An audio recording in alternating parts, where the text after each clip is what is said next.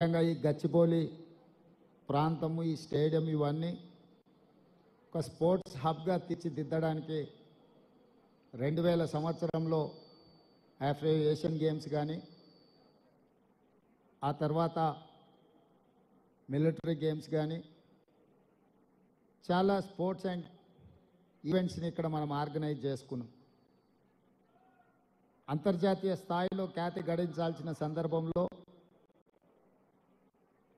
రాష్ట్ర ప్రభుత్వాల యొక్క ఫోకస్ మిస్ అవ్వడం వల్ల ఈ దేశానికే క్రీడలలో ఆదర్శంగా నిలబడాల్సిన హైదరాబాద్ నగరం ఈరోజు ఆ ప్రాధాన్యత నుంచి పక్కకు జరగడం, మళ్ళీ ఈరోజు కాంగ్రెస్ పార్టీ అధికారంలోకి వచ్చిన తర్వాత క్రీడల్ని ప్రోత్సహించాలన్న ఆలోచనతోని ఒక్కొక్క మెట్టు ఆ దిశగా అడుగులు వేస్తున్నాం.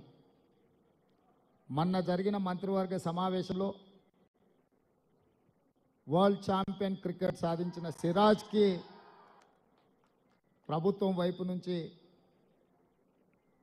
గ్రూప్ 1 ఆఫీసర్ పోస్ట్ ఇవ్వడమే కాకుండా గతంలో మెడల్స్ సాధించి ఈసారి ఒలింపిక్స్లో పార్టిసిపేట్ చేసిన నిఖత్ జరీన్ స్టేజ్ మీద ఉన్నారు.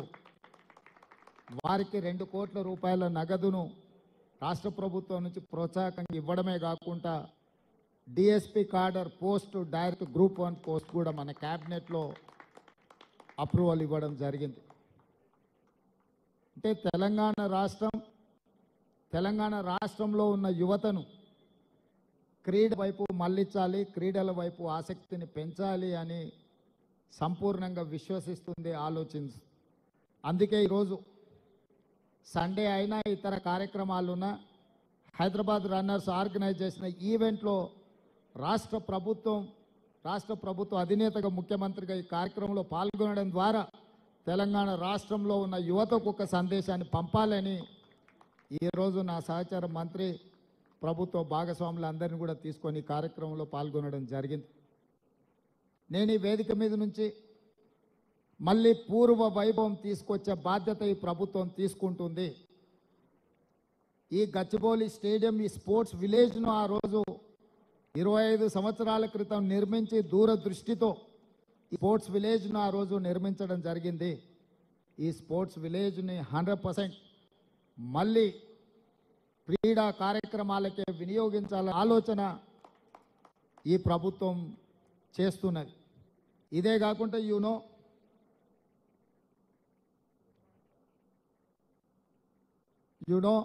మొన్నటి ఒలింపిక్స్లో మనం అంత గొప్పగా పర్ఫామ్ చేయలేకపోయినాం. మళ్ళీ 2028లో ఒలింపిక్స్లో తెలంగాణ రాష్ట్రం నుంచే అత్యధికంగా మెడల్స్ సాధించాలన్న లక్ష్యంతో ఈరోజు తెలంగాణ రాష్ట్రం క్రీడల్ని ప్రోత్సహించాలన్న ఆలోచన చేసి ఈ మధ్యకాలంలోనే స్కిల్ ఇంప్రూవ్మెంట్ చేయాలి, డిగ్రీ పట్టాలు పొందితే ఉద్యోగాలు రావన్న ఆలోచనతోని యంగ్ ఇండియా స్కిల్స్ యూనివర్సిటీని తెలంగాణ రాష్ట్ర ప్రభుత్వం ప్రారంభించింది. అదే కోణంలో లాస్ట్ వీక్ నేను సౌత్ కొరియాని విజిట్ చేయడం జరిగింది.